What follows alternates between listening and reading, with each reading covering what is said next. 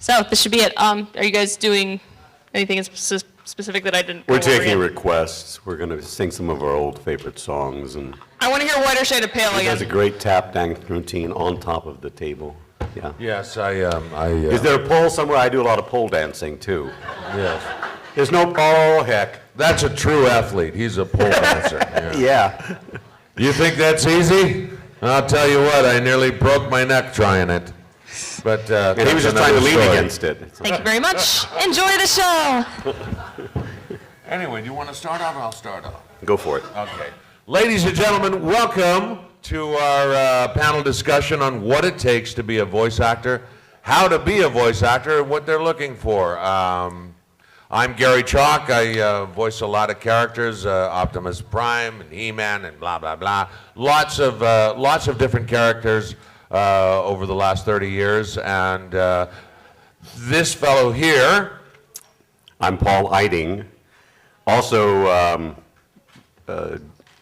I've been doing stuff since the 80s, Hanna-Barbera, a lot of Hanna-Barbera stuff, way back when. Transformers, Ben 10, GoBots, a lot of Pixar movies. I get to work on most of the Pixar films. And video games, lots of video games. I'm sure we've been in video games together without knowing it. Well, it's probably possible. I did the NFL Sports Interactive gym game. I did The Godfather, Need for Speed, Transformers, lots of different. I've never video done a games. Transformers game. That Well, kinda then you're sucks. missing out. What's the deal? What's the deal? I want to talk to I Hasbro don't or understand it. I wasn't in the last one either, and it blew my mind. I said, "You what? I've been doing the Transformers games forever," and then all of a sudden, done. no, sorry, you're not. Yeah. What do you mean? Well, because we're doing it in the States, and that's a political thing, and that's how it It works. happens. I did Metal Gear, four versions of Metal Gear. Now they're doing a new one called Rising, Metal Gear Rising, and my character is not going to appear in it. It's also, it's kind of sad. It's also silly what happens sometimes. I did Ben 10 for the first, I guess, 4 seasons. And then they changed Ben 10, and they upgraded him to, instead of being 10 years old, they made him 16.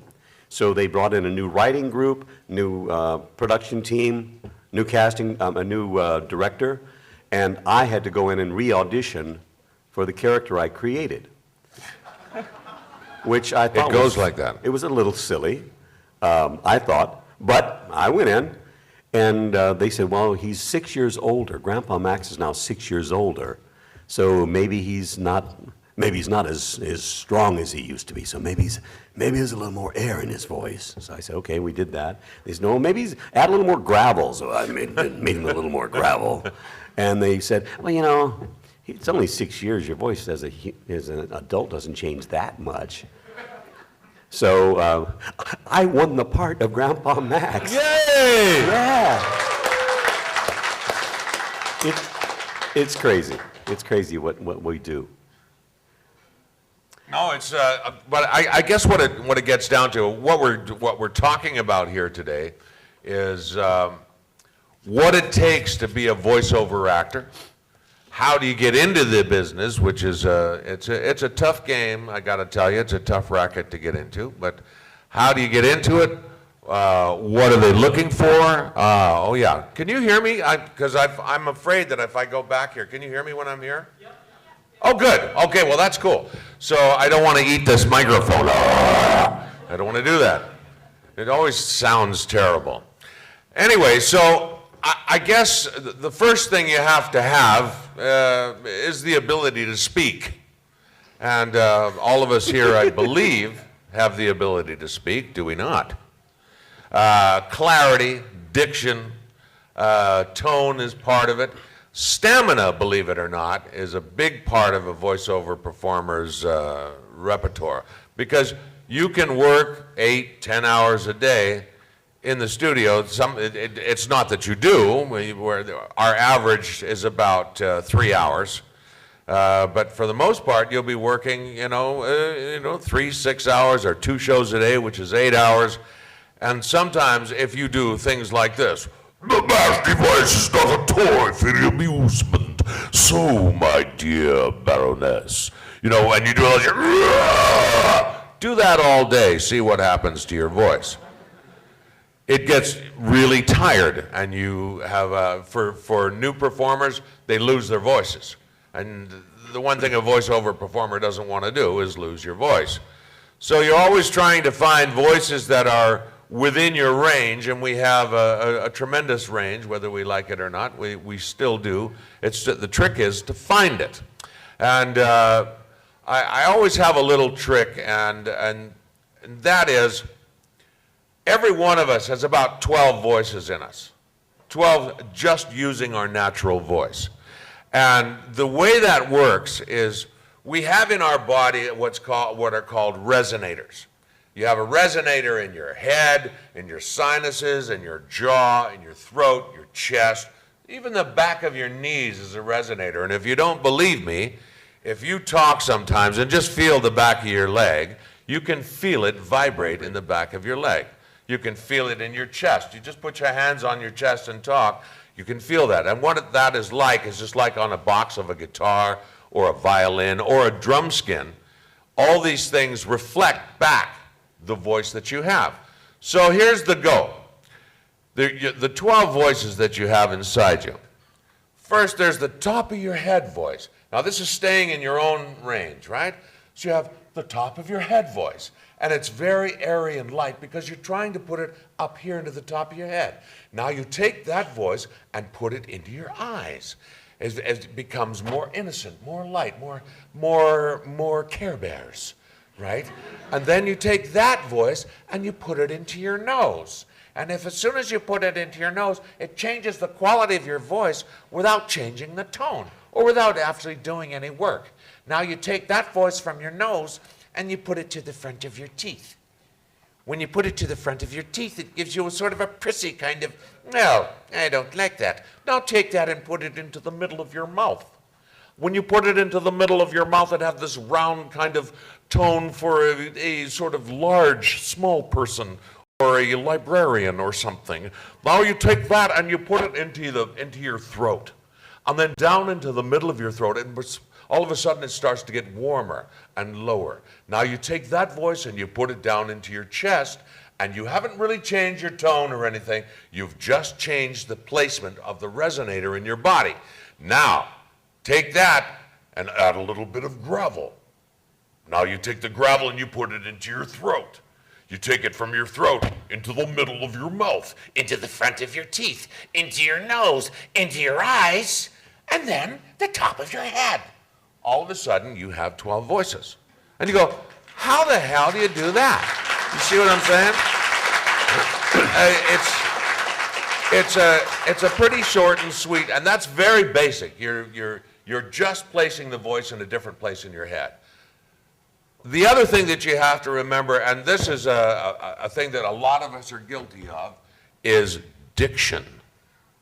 We have to understand what you're saying. If you have this great voice, but we can't understand a word you're saying, then there's no point in having that voice, right? Because you got to tell the story. I'm keeping him up already. So all those little voices, the little tiny squeaky voices, they all have to be clear, right? Now, add an impediment, a breathing impediment, a stutter, a way of chopping off the words, breathing off breath when you're speaking, jotting your jaw and doing the Mr. Magoo kind of thing, yeah, and you find the laugh, and there's a character. If you find that laugh, you've got your voice, right? It works out pretty good. So then you've got accents, and before you know it, you've got a multitude of voices. Something occurred to me just now when you're talking about speech impediments. Whoever names speech impediments is cruel. Because whatever speech impediment you have is given a name that you can't say. A lisp, if you have a lisp, you can't say lisp. If you have a glottal stop, you can't say glottal stop. Glottal A stop. bilateral S, you can't say bilateral S. I'm sorry, it's like, yeah. Whoever Just that a person thought. is cool. And once you have all the placements and you know how to use your instrument, and that's what it is, folks. It's just like playing a guitar, a horn. You have an instrument. I approach things also from the character and from where that character lives. There are people who can do great voices, but they just sound like great voices. They don't live. You know what I mean? They're not inhabiting a body. They're not inhabiting a character. So for me, once you've got all that, once you can master that and play around, then you've got to act and become that character you're doing. When I approach video games or any animation, it's just like working on stage, working on film. I'm an actor. And instead of me being Ambassador Loquel on Star Trek, because I've got all the makeup and all that stuff, if I'm Grandpa Max, I'm going to be Grandpa Max. It's not just the voice. I'm going to feel him. I'm going to be like him. And I approach it the same way I do any other live action. One of the mistakes and I fall into, there are times when you have an audition, you say, okay, all right, I'm going to use this voice, I'm going to say that. And it comes off flat because I'm not in it. So anybody who wants to do voiceover work should also, learn something about acting and learn something about creating characters, because that's what you're doing. You're creating this magical little thing that may be just on paper or just on CG, but it's got to live, and it's got to be you. I think you said yesterday that whatever you do, you become part of that character. You are, that's a little bit of me is in everything that I do, whether it's a good guy or some really evil people that I've played on different games and whatnot. So we have to take that little piece of us and put it in that character and screw it all together with the technique, and then you've got a package. I guess the thing is that it's okay to have a voice and a great voice, and some of us are blessed with great voices and some with not so great voices. But the key, the voice is about 25%, maybe about 25% of the character is your voice. The rest of it is your acting ability. So if you're going to be a performer, like a voiceover performer, you have to learn how to act, because voice acting is the purest form of acting there is. Yep. And I'll explain why. When you see a cartoon on the screen, you're seeing the end product. What happens with us is we go into a studio and we record the voices. And when we record the voices, we put everything into the voice, because the animator listens to your voice and then draws the character around that. And just like real life, characters have, cartoon characters have physical and emotional limitations. Like if you see a guy, a character with a long, thin, reedy neck and a tiny mouth, he's not going to sound like this.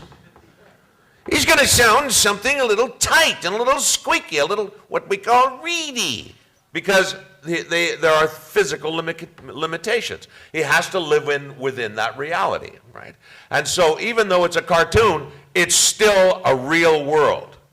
And people who watch that show will watch it, and if you're giving a bad performance, then they will say, wow, that sucks. I mean, the voice is great, but I don't believe that character. Even though it's in an unreal situation, it's still real in that world. I mean, it's a philosophical thing. I don't want to bore you with all of that, but it's absolutely true. So if you want to be a good voiceover performer that can span right away across, you have to be a really good, solid actor, because your geographical, physical, emotional, and intellectual intent. By that I mean your emotions, if you're going to be emotional, it has to be clear. If you're in a big space or tied up in a chair, that has to be clear in your voice. If you're if you're running down the street or lying on a bed, that has to be clear. Now, I'll give you an example. It's an example I always use, and there's two fellas, okay? Here's their storyboard.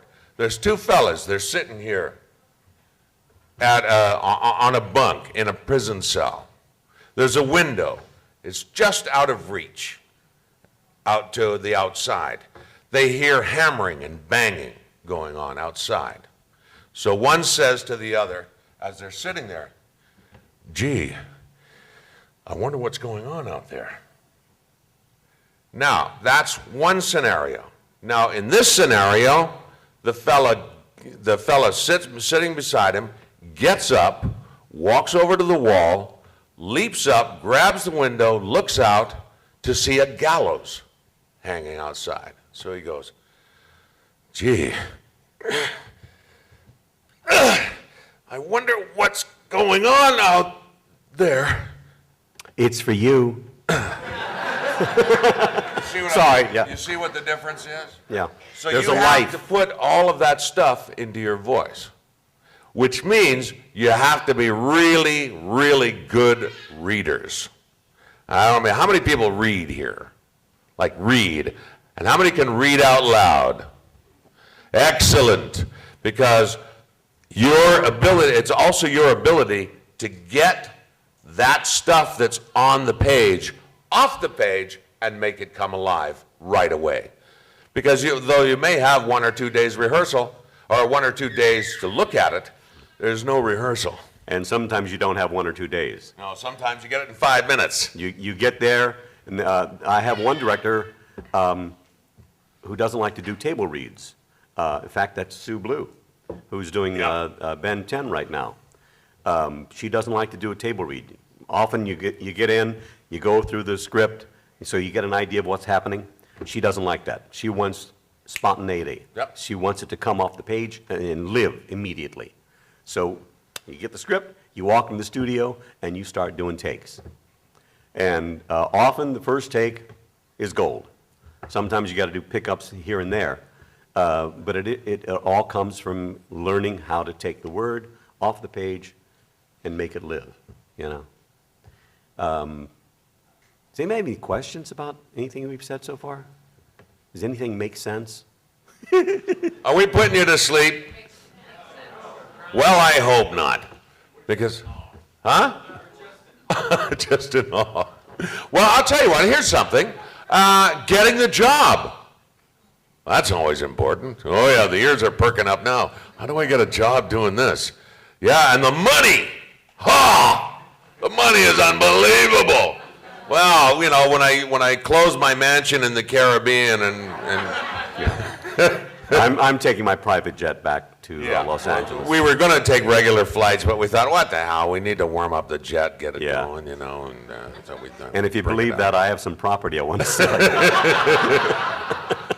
No, there are lots of places. The major centers for animation production in North America are Vancouver, Los Angeles, Toronto, and to some extent Montreal. And I think they do a little bit in New York, but I'm not sure. I don't think so. There is some, I would imagine, but Are they still doing a lot of anime down in Texas? Oh, yes, they do. They do a lot of anime in Texas in a place called Funimation, Inc. And they do a lot of that. Well, for any of you people who are anime fans and comic fans or cartoon fans, the Funimation guys seem to have the convention circuit locked up because they seem to be everywhere. Doesn't matter where you go. Oh, there's Funimation guys. Those Funimation guys. But the thing about Texas is Texas doesn't have a union contract. They work basically non-union, and I'm a union guy, so that's no good for me. But they do a heck of a lot of anime voicing in I think it's Dallas, isn't it? Yeah. In Dallas, Texas, and they do a lot of video games in Austin, Texas, funnily enough, and video games in Vancouver, Toronto, Los Angeles, them being the major centers. So if you're going to be a voiceover performer, well, you're going to have to be in one of those places. Interesting. I haven't done a lot of anime at all. No. The only Me anime either. I've done it was Spirited Away and Porco Rosso. And those are both through Pixar, through Pixar, yeah. John Lasseter. And those are the only true anime that I've got to voice, which is, I don't mind having those be the ones, any Miyazaki I'll do, okay. But I've never done a lot of anime. I think because anime, for a long time, wasn't union. And that may be why they went to Texas and other areas. But now that I'm starting to do cons, I'm running into anime folks. And how many anime fans here? A lot, yeah. I mean, you guys are insane. I love anime fans because They're insane. there's an energy there that is like over the top. And it's easy to feed off of that. Anybody who has a passion for anything, I want to be around. Yes. Except maybe passion for murdering people and that sort of, nah, I don't want like that. But that's why I do what I do. I have a passion for it. I love it. And I think that's the other thing. It's important if you want to do any kind of, whatever you're doing, voice work or whatever, if you've got a passion for it and you have to do it and there's not something else that you can do that's going to make you more money or make it easier to live, then you got to follow your passion. I don't believe that, this whole thing about, well, there's too many of us, give it up. The competition's too great. No, I will get mine, you'll get yours. I've Yeah. never believed in that That's how it stuff. works. Except you. Yeah, you don't get yours because you overact. Yeah. I did have one thing to say. I am actually a stage actor. I do mostly stage acting and stuff like that. My father described it one time as, you guys were mentioning, getting the job. He described it as a noble profession because we're like people from the 1930s and the Great Depression. There's 100 of us that show up to work one day, and he says, I'm taking one of you to work today. Yeah. Yeah, And then we keep coming back every day. every day. Say no to me again. Come on, turn me I down like again. it. It means I get to go golfing today. It doesn't work like that. That's the other thing. You have got to develop a thick skin. Yeah. It's not you, it's them. No, it's not you, it's just the way the world works. It's a very funny thing. A classic example, I was sitting in an audition session for a miniseries I did a long time ago called Small Sacrifices, a Farrah Fawcett thing. And as I was co-starring, I got to sit and watch them audition for the lawyer for her. So they had the screen up there, and they auditioned all these guys, and we watched all the tapes, right? And there's like 6 guys, and every one of them was fantastic. And the producer who was sitting there and the director was sitting there, and they're going, man, these guys are all good. Which one do I pick? And I swear to God, this is no word of a lie, the producer walked over and he goes, honey, to his wife, can you come over here for a second? And he says to her, which one would you pick? And she went through them and she goes, the guy with the yellow tie. I like that tie. I swear to God. Yeah. The guy with the yellow tie. I like the tie. Years and years of training and sweating blood and bullets and going through all kinds of deprivation to have someone go, I like the guy in the yellow tie. I'm buying a yellow tie. Oh my God, and I did go out and buy that yellow tie. You never know why you don't get the gig. You never do. And 9 times out of 10, it's not what you didn't do or what you did do. It's they wanted a different tone. They wanted It's this. the they wanted towel. that. Yeah, or it's the tie. Now, I had an audition for a show called The OC years ago when it was still on, and the director knew me from other shows that he directed me on, martial law or some Botchko show, and he called me in. He said, "Paul, this is you. Here's the deal." He called me at home. He said, "They're sending you the script." He's a psychiatrist. He's a family psychiatrist, family therapist, and he's a warm. He described him as faintly Jewish-looking. His name, Jewish-looking. His name was Jason Steinberg, but just he looked kind of Jewish, with bearded, with a nice demeanor, a caring demeanor. Okay, he said, "It's you." So I said, "Cool." So I read over the stuff. I've got it. It's just a really lovely scene. I go in, and I do the audition, and he said, the director was there. He said, "Great job." The producer said, "That's wonderful, Paul. It's perfect." I leave. I get a call that night from the director. He said, "Paul," and I said, "I didn't get it." He said, "No, they decided to go with an African-American woman." I said, "Is her name going to be Jason Steinberg?"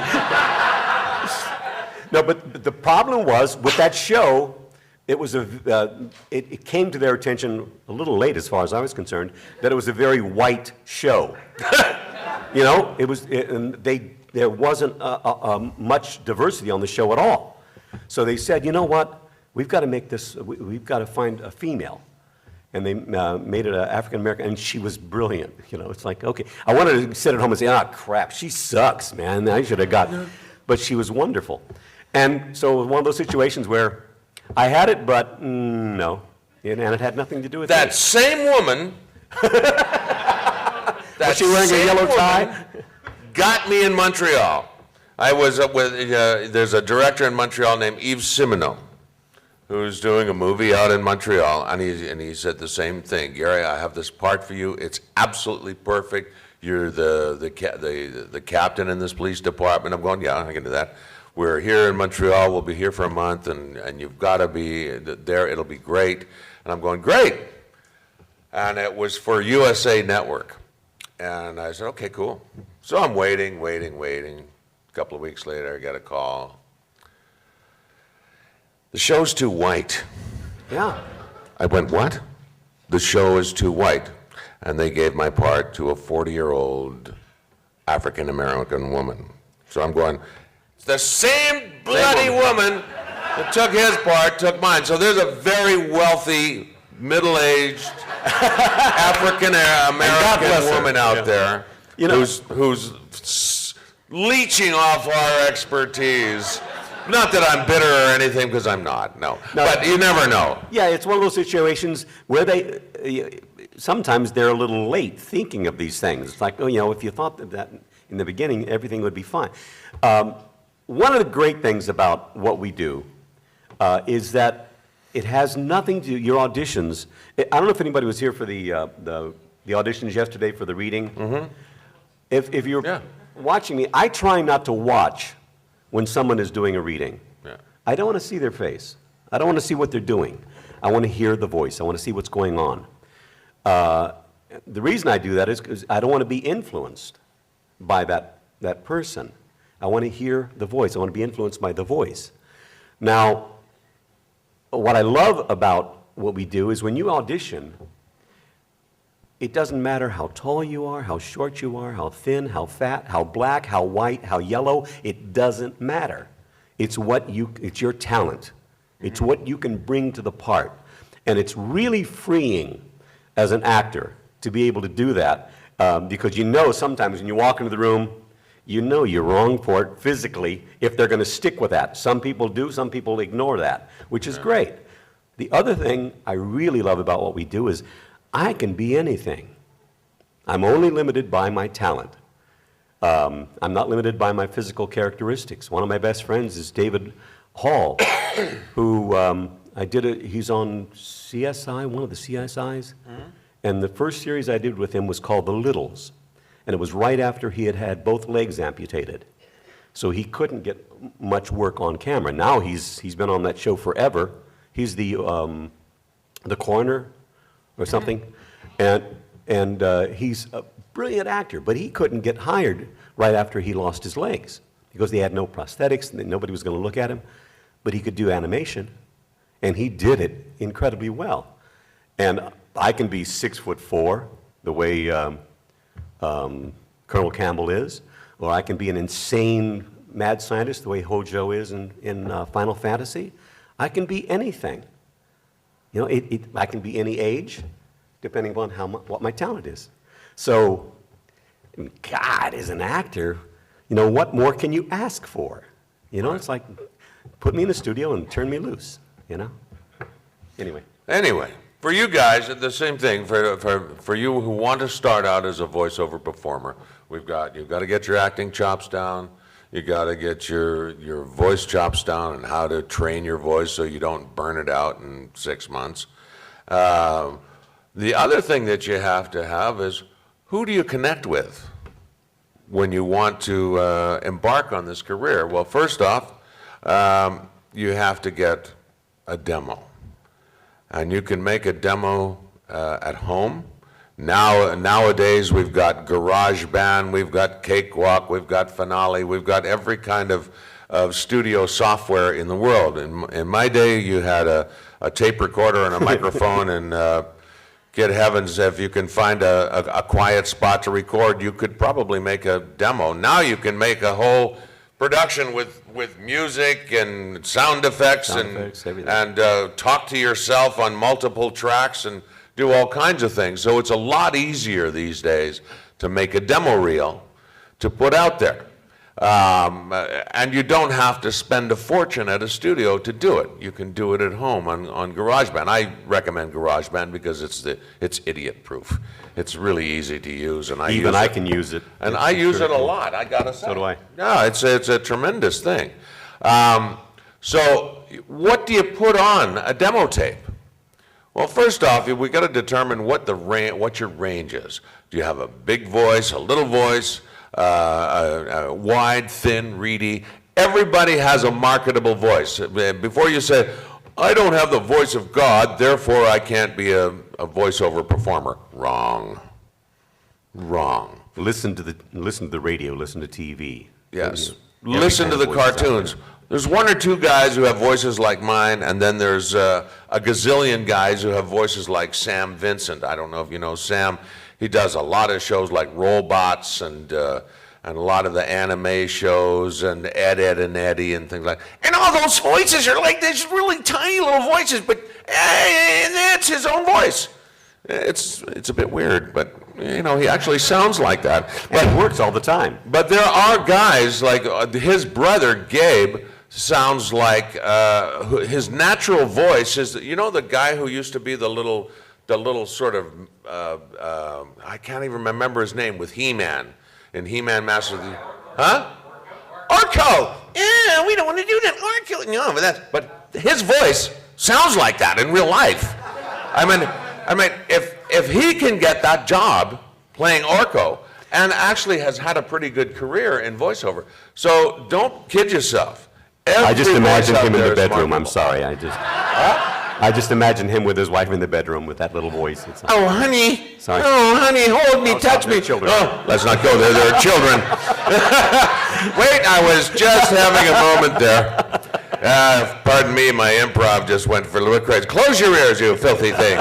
Okay. Anyway, so it doesn't matter what kind of voice you have. It's what's behind the voice. If you got the heart, you got the passion, you got the intent. Now, a lot of people will do a voice and they'll hear themselves on the tape and they'll go, my God, I sound like a reedy, squeaky Minnie Mouse or Mickey Mouse, or you sound horrible. You sound like that Nebbish who lives down the road. No. Or, God, I sound good. Oh, yeah, no. And as soon as you're listening to yourself, no, you don't sound that good. No, that's the other thing. Don't fall in love with the sound of your own voice, or else you're going to be in big trouble. Because that's what it sounds like. Like that. You can't hear anything. You can't understand a word. Anyway, you have this voice. You have the passion. You have the heart. You have the contacts.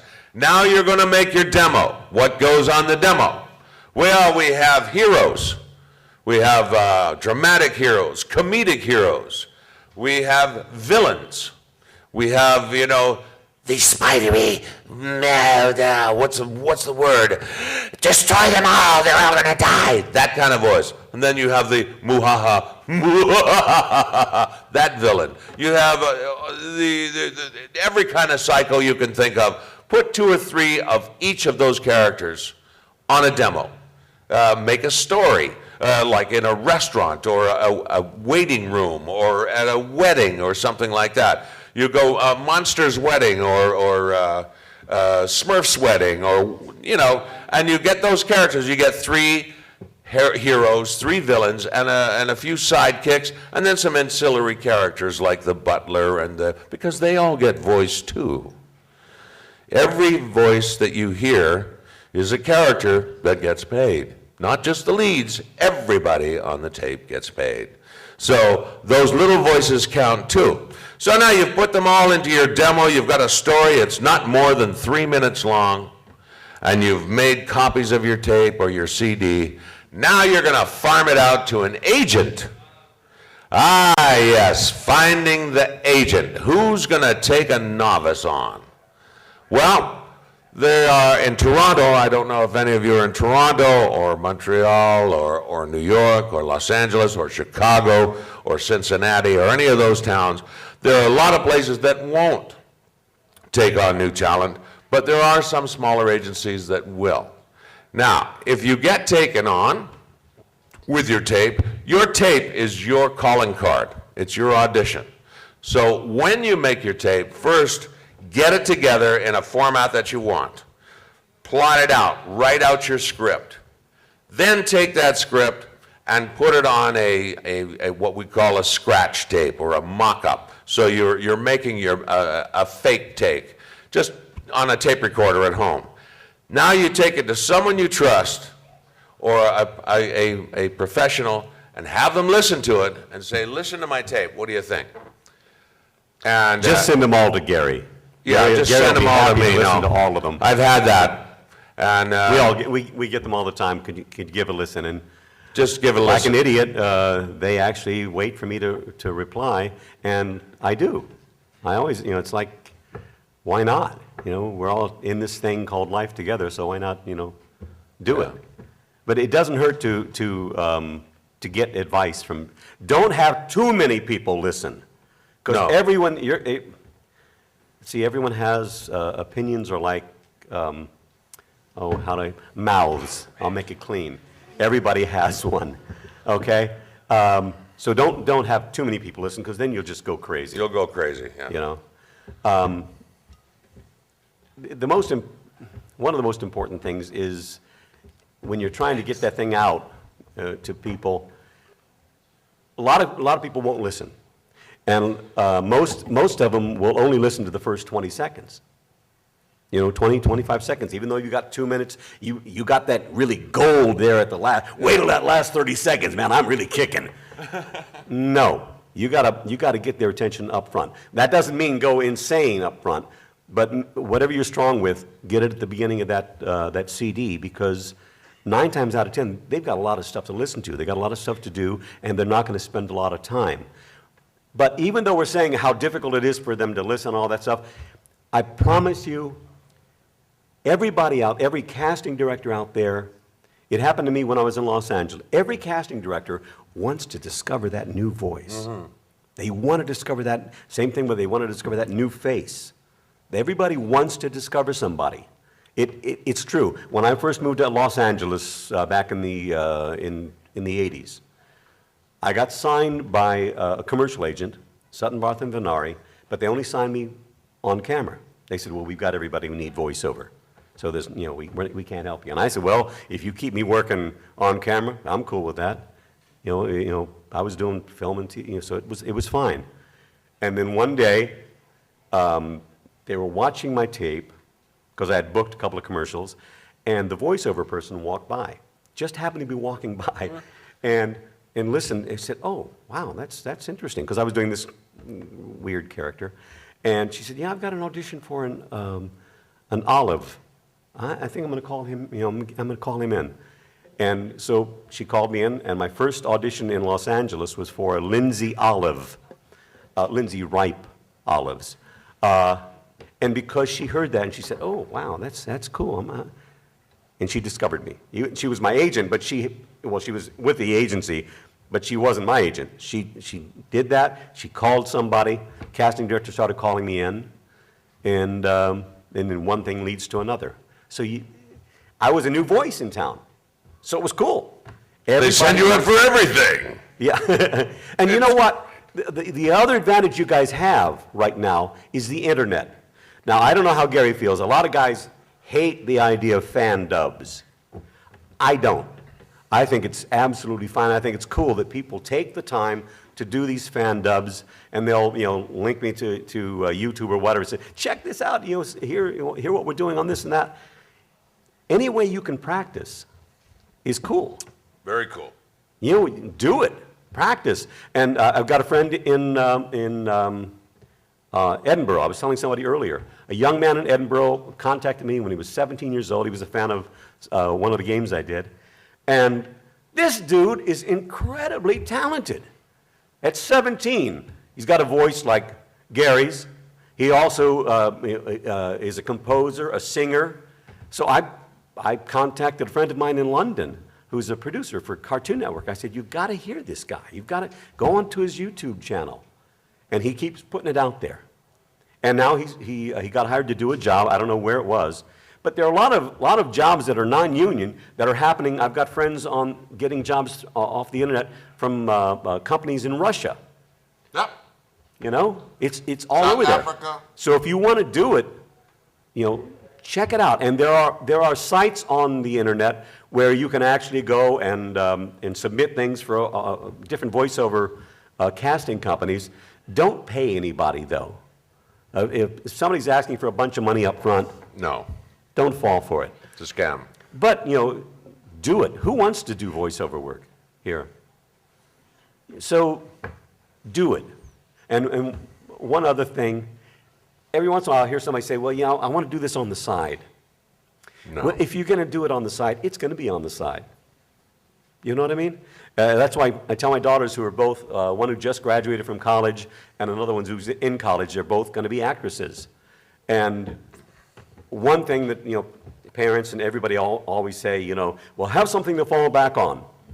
Well, if you have something to fall back on early on, when you're 20, 22 years old, you're going to fall back on it. Yeah.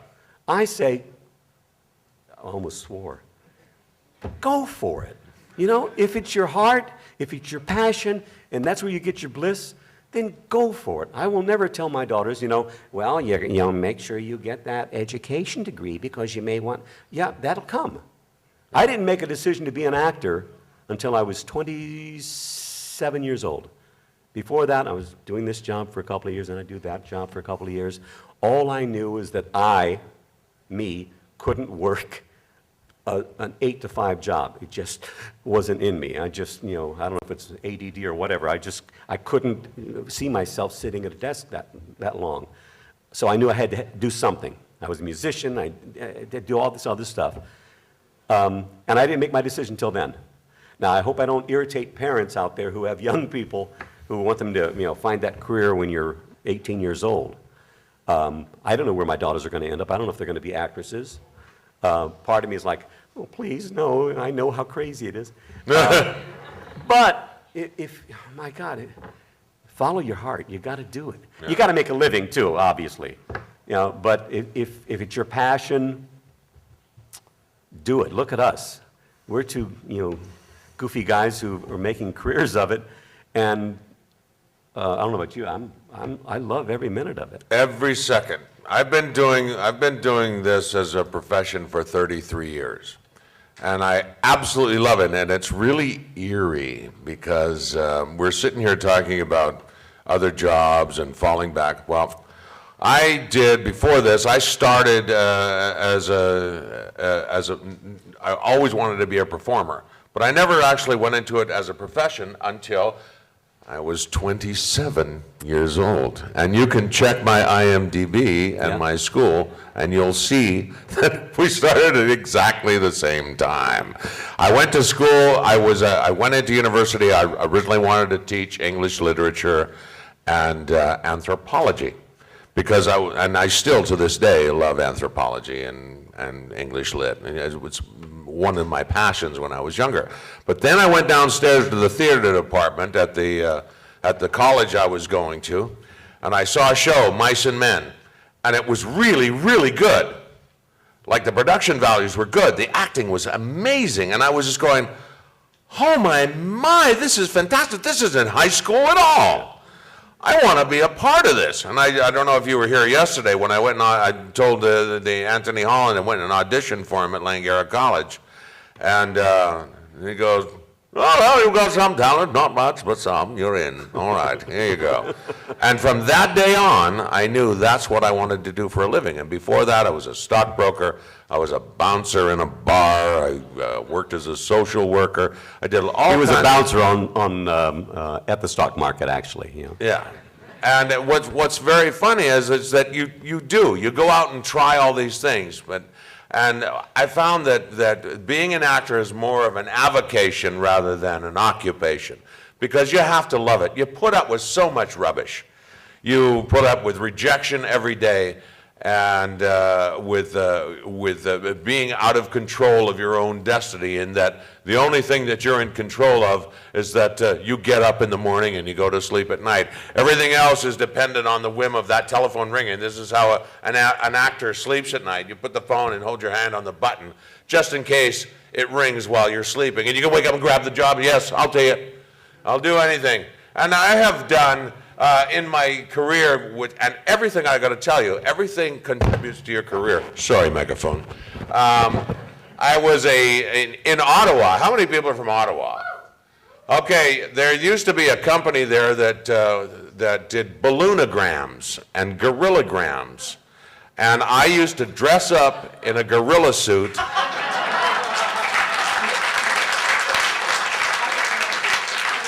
In Ottawa, and go around and do singing birthday telegrams to people in Ottawa. And the most famous one I ever did, I walked into the Secretary of State for Canada's office.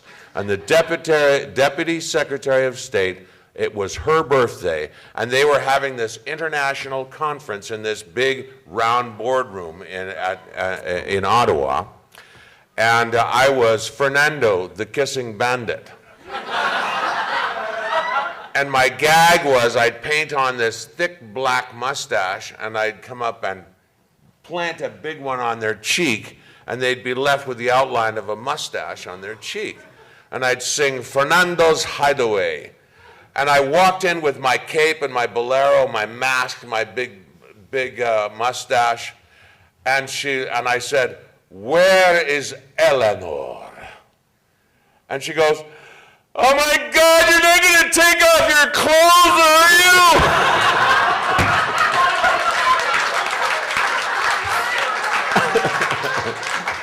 All these people from China, Russia, France, Germany were all looking at her like, carry on, carry on, carry on. You couldn't do that today. You couldn't do it today. No. But here's the thing. I did that. I was a greeter. I did murder mysteries. Anything that had to do with performing, I did it. And I did it, except for pornography. I didn't do any porno. Because it just lasts forever and it ruins your career. I'm telling you. Ask him. I mean, It really, no, man. He's it only took a while to 30. get back, yeah.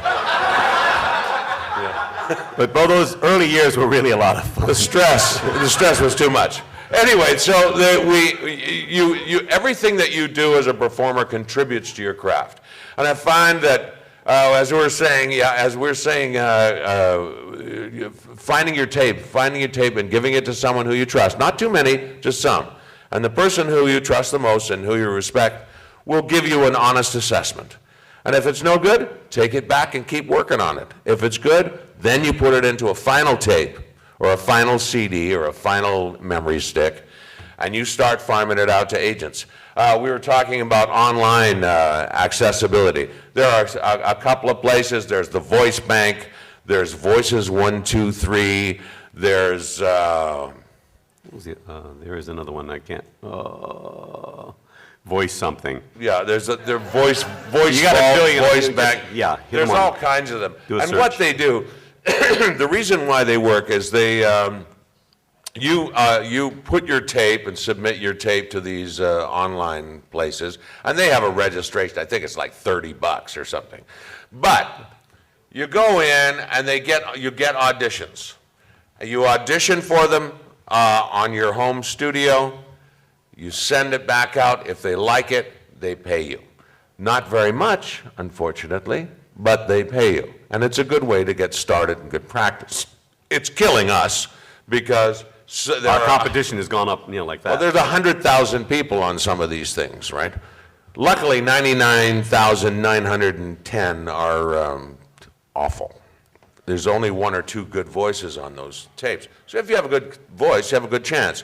And when you see that audition come up, bang, nail it, and record it and send it out. So you have those agencies for non-union venues. But the advantage of that is that they're all over the world. So jobs can come from Hong Kong, from South Africa, from Australia, from Canada, from Europe, from anywhere, from India even. I was talking to Mona Chetty, who runs all the dubbing for Indian movies in India. And she has the largest ADR company in India, in Mumbai. And they translate every single movie that comes into India, gets translated and or ADR'd in India. And she was asking me to come over and teach a workshop to Indian actors to tell them how to do ADR. And I'm going, well, I don't know, it'd be kind of fun, but don't they speak Indian?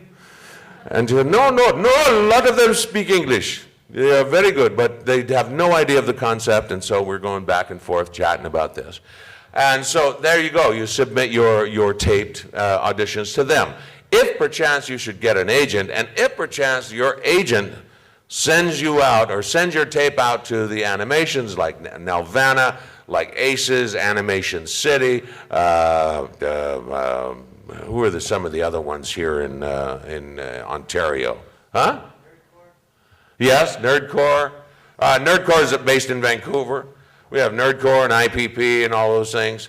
If you send them out to all those companies and they'll listen to your tape, the trick is you still have to be there for the auditions.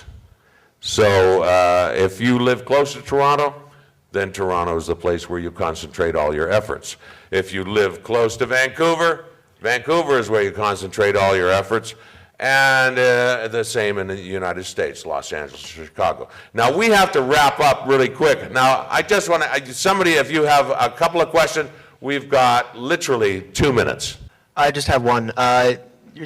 Where is a good place to learn the skills that you're talking about, like the acting and the voice acting? Like, do you know of any schools for voice acting or something like that? Or do you guys do lessons or something like that? Unfortunately, there are very few schools for voice acting, but if you go online, there is a woman who does online voice coaching that I saw from Los Angeles, who's been doing it for 40 years and who is an amazing voice coach. I've seen some of her tapes. There's another fellow out of Chicago that also has an online. Just look, online voice coaching.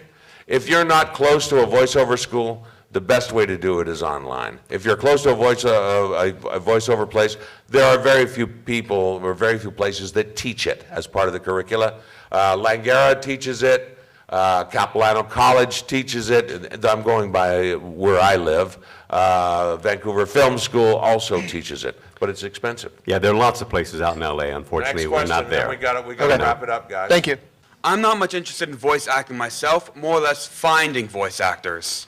I would ask you basically, this is more of an announcement to the general audience, if anyone's interested in working with me on that. All right, good. Also, just wanted to ask, what are some good places in Toronto to look towards finding amateur voice actors? Amateur voice actors, voices123voices.com. All right, There cool. are tons of them. There are 100,000 Yeah. voices. And all you have to each. do is go online and you have Facebook? Oh, yeah. Oh, post it on your page that you're looking for, voice actors for whatever the project is, and you will get You'll get hits. people, Yeah, I would- The actors, there's an actors page. An actors, it's called actors resource page or something like that. Actors Facebook. resource page? You post it, there'll be tons of people on there. Thank you very much, everybody. We are unfortunately out of time. Give a hand to our Thanks, panelists. everybody. Thanks, everybody. I wish we had more time, but we don't. But been a great audience. Thank you for being here.